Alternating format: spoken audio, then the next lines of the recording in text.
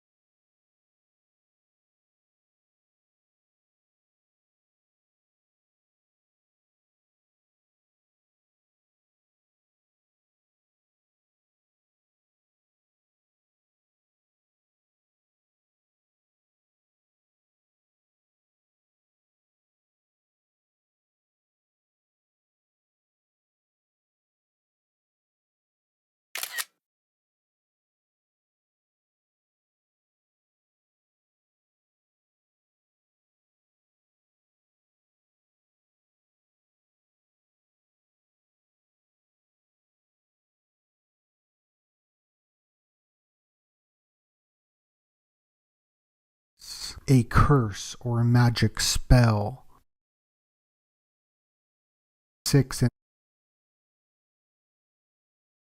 all in the flooding with the flash flooding. But the purple is very important. Here's Megan as the purple cloud. Is she the cloud bringing all the rain in the flooding with the flash flooding, the FF? This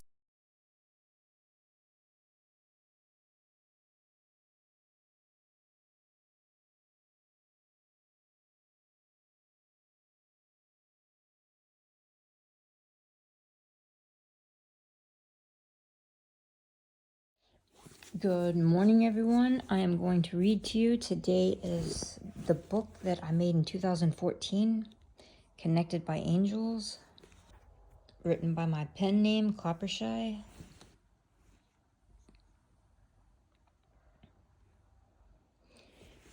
If you can see the symbolism in here. You got a volcano coming onto the earth. You got the sun. You got the contrast of the purple and the green on a purple cloud, purple and white cloud. You got the angelic wings or the eagle wings. You got the burnt hair. You got the stars. 1, 2, 3. You got stars in her hair. How many are there? Well, you just have to look into the hair and count them. See it for yourself. It looks like the Revelation 8:12 sign. Connected by angels. Double C.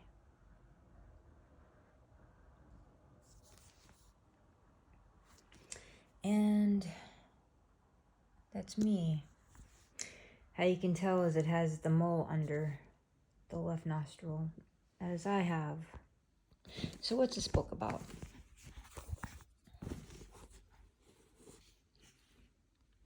And there is a glare because I have the light on, but that helps me see. In Texas, the only cards Sunny Dove Letter hopes to flop on the Red River are an ace of music and 10 of clubs. Sunny's passion to perform for others has been a trait passed down from her grandmother.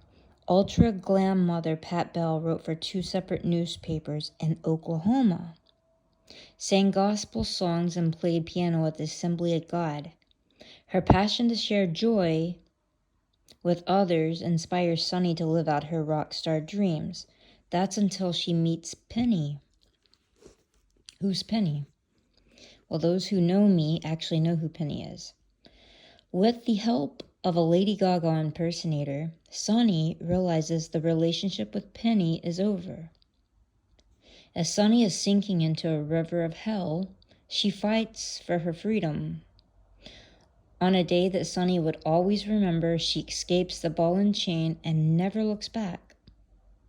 At the end of the day, she realizes the stars and the sky share a connected passion. It's no coincidence Sunny was born this way on this day. Following the footsteps of her grandmother, Coppershy has always been a visionary kind of person. Becoming an inspiring mystery and suspense author has always been at the top of her bucket list.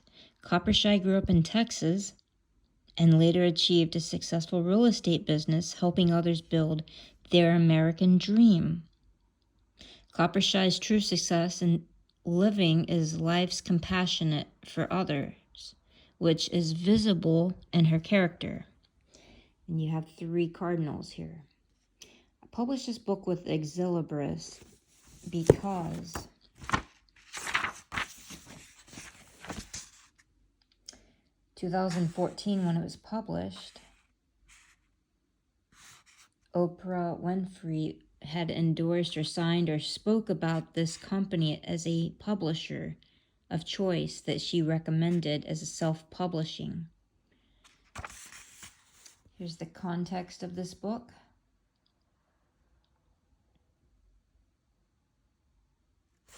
The Taster and Love, 9/11. Interesting.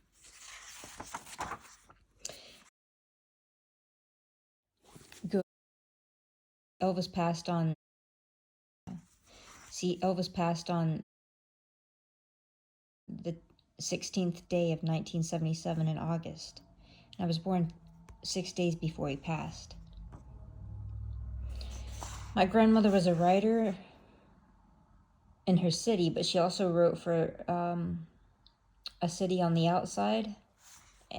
2 different cities. One was Chandler and one was Perkins. Chandler, Oklahoma is next to her city, and the other side of her city is Perkins. Talks about how they established their farm, how they went to El Paso,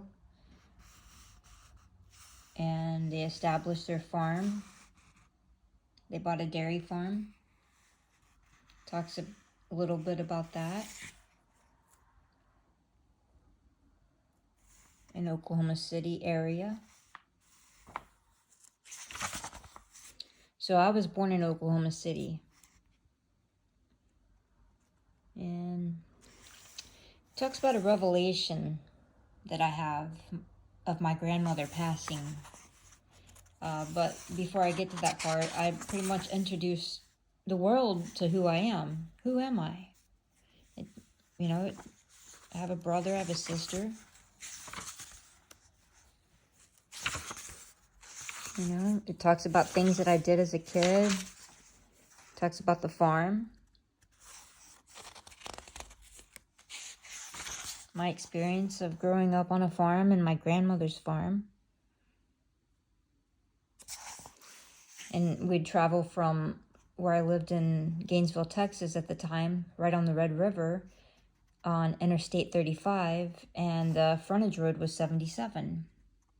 And I always knew that that was something because Elvis was born in 1935, and the side road is 77. And come to find out, if you read Isaiah 35, it talks about the highway to holiness and the road next to it. There's a highway and a road next to it. A highway of holiness, and the side road, it says. There's a side road and they run together. So, and it's Isaiah 35. So I don't think that's a coincidence either.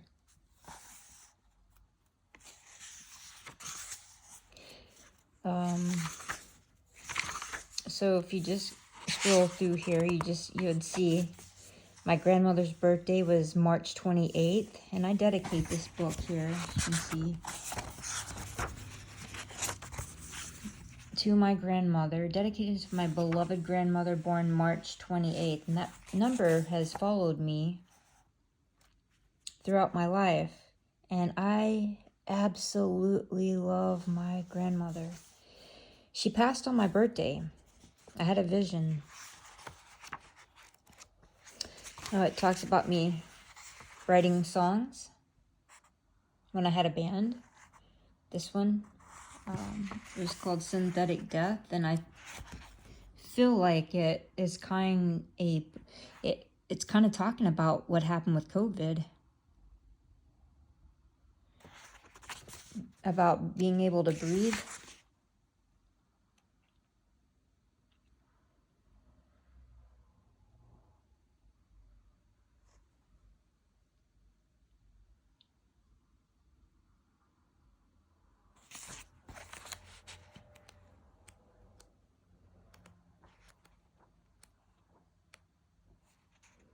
This is the very first song I wrote. It was called What I Likes. And it's funny, Bruno Mars has a song, I think, That's What I Likes. That's what I like, what I like. And it comes out by I Like Cheerios. That's what we were singing in like 1994. I Like Cheerios. And I said, we got to sing more about something. We can't sing about Cheerios. But so it was titled What I Like. There's the lyrics. Of course, in the book, his name is Greg, but it was the singer and guitarist that sung the lyrics. I wrote them, but my friend Greg sang them.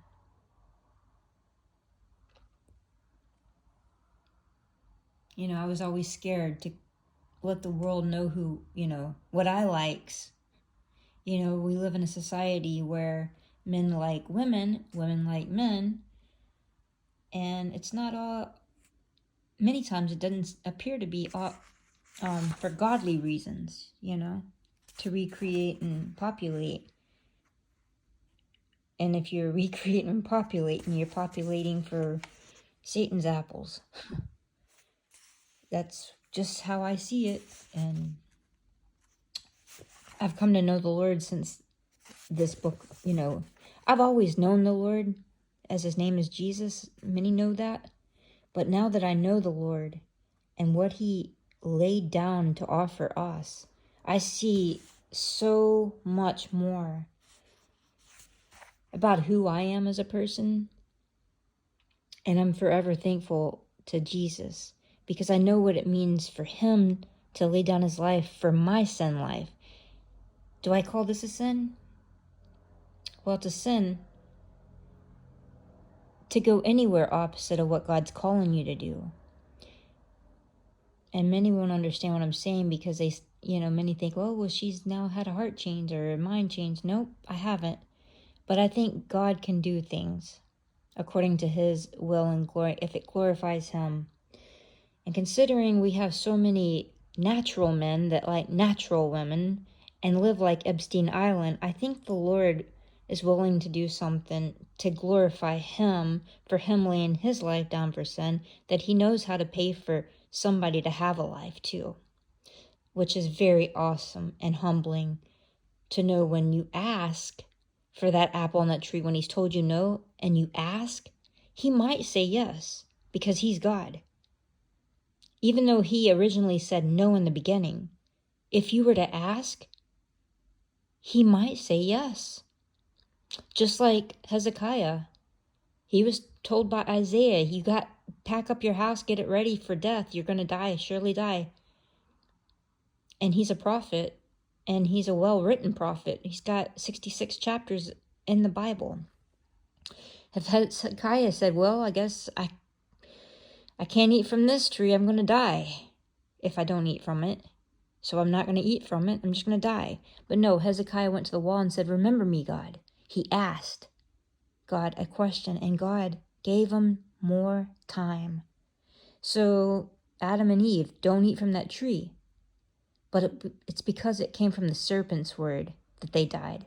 But what if Adam and Eve went to God directly and had a good reason for what they saw and what they wanted, and they asked?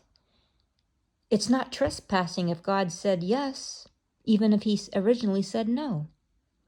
That's like Hezekiah. So I asked for a specific thing, and I find God being glorified through this process. So,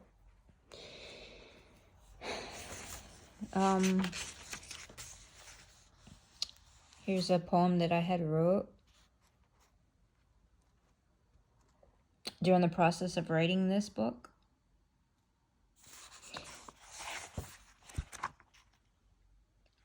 Now I'm going to read to you from here, because there's where most of it's about my life story, but here's how it ends. It ends in 2010 when I'm leaving my ex of 14 years. It talks about that in this book. And her name is Penny in the book, but those who actually know me know who she is. And we're on, good terms, and all is well, We're not together, and just like any couple that breaks, they don't really spend, unless you're my mom and dad, how they lived. That was interesting, but to be able to divorce and move on and still be friends and talk to each other once a week. Me and my ex, we communicated, I think, once in 10 years. So, and I think most people do it like that or something, and didn't understand my parents. But yeah, it was very interesting. But my mom has recently passed away in 2020. So, but here, page 215. So, I don't know if you know, but I had a revelation of my grandmother passing on my birthday, and I spoke to my mom and I spoke to my sister about this, and both of them thought that was bizarre for me to have that revelation. So, that was the end of the phone call until later. Mom called me back at 9:40 p.m. and said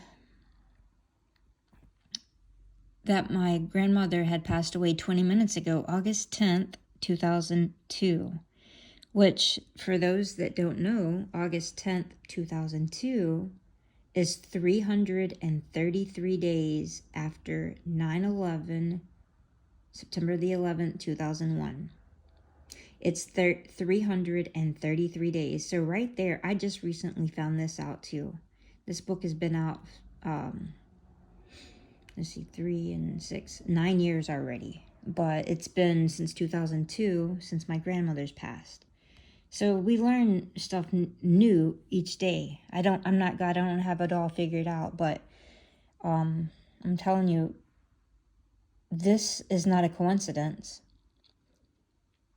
Oklahoma, Texas, August 10th, 222nd day. I didn't know that either until recently. But this is 333 days after 9/11. On the phone call with my mom,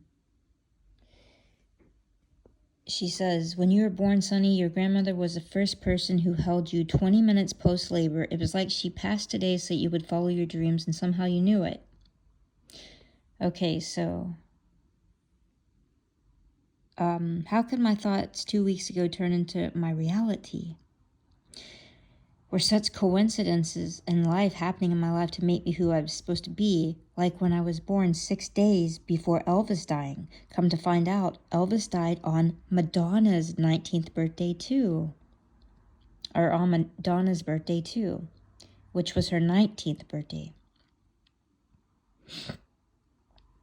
Such paralleling coincidences like the frontage road at 77, Interstate 35 running like a sidekick from my home near the Red River to my birthplace in Oklahoma City, like my address, 901 Star Street, and the house right across from mine. I noticed every day, 810 Star Street. Coincidentally, all these numbers seem to mean something.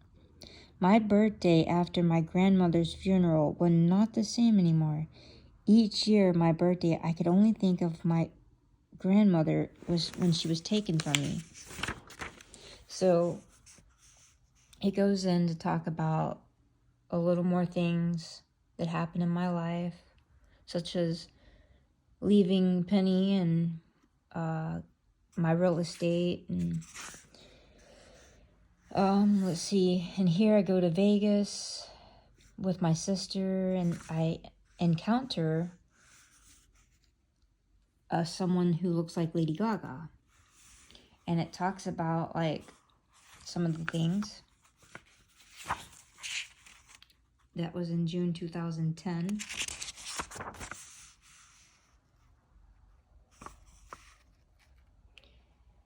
And as you can see, just post it right there so you can see what it's talking about.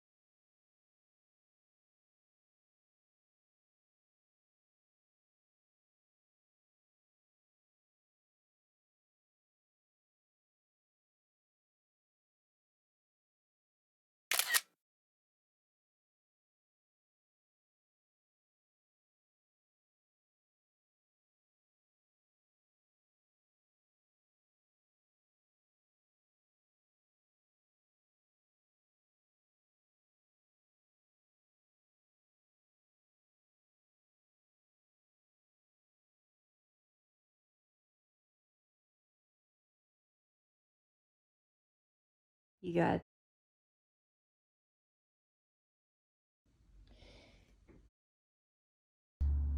they both seem great. And I came back to Texas, and suddenly I realized my grandmother was born March 28th, and so was Lady Gaga. Both born March 28th.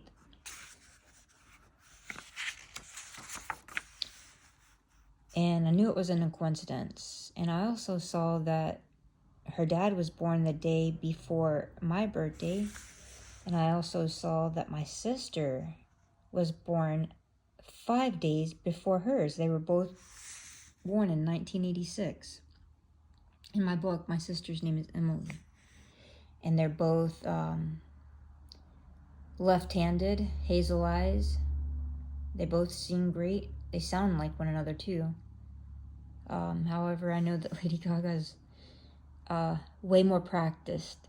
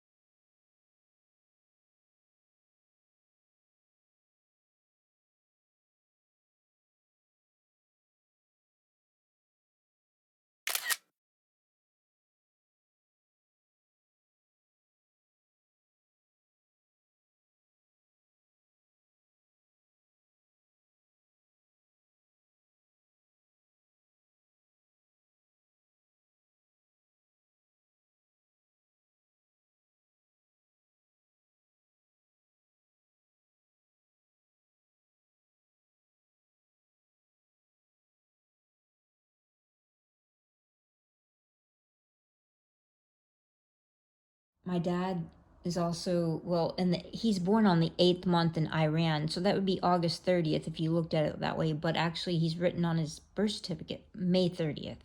So I guess that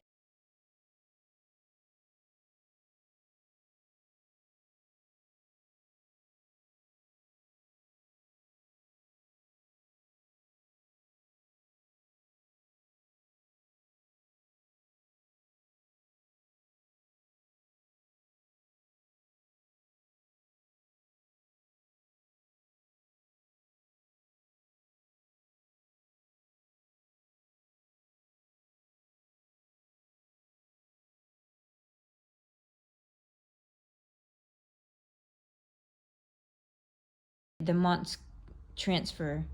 But if you're born on the 8th month on the 30th day, that's what he's always said, that would be August 30th.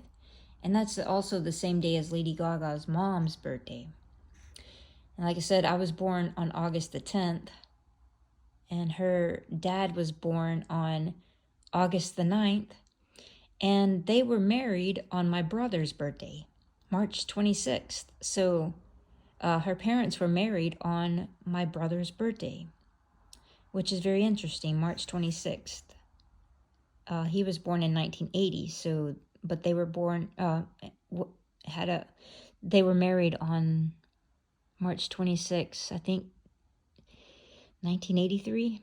I think that's what I read. So there was too many coincidences that I was like, okay, God is definitely saying something through this. And so my brother and sister are March 23rd and March 26th. And then my grandmother was March 28th. And also Lady Gaga's March 28th. So she's left-handed, and one on the left, one on the right here. And when I drew this, I wasn't exactly sure why I wanted this, but it comes to find out that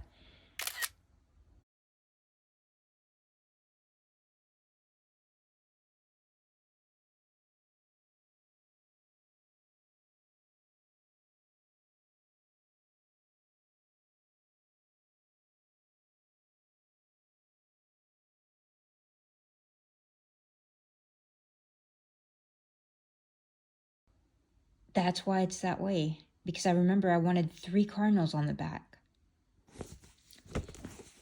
And if you look at the cover of this, what does that have to do with any part of my life? And that is what God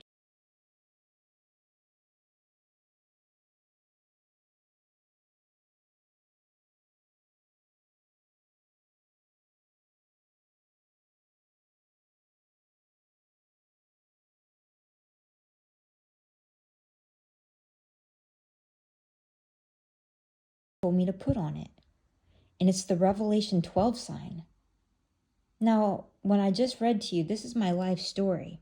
Why would God have me put this on there? And then the contrast of these two colors. And he even told me to put a volcano on the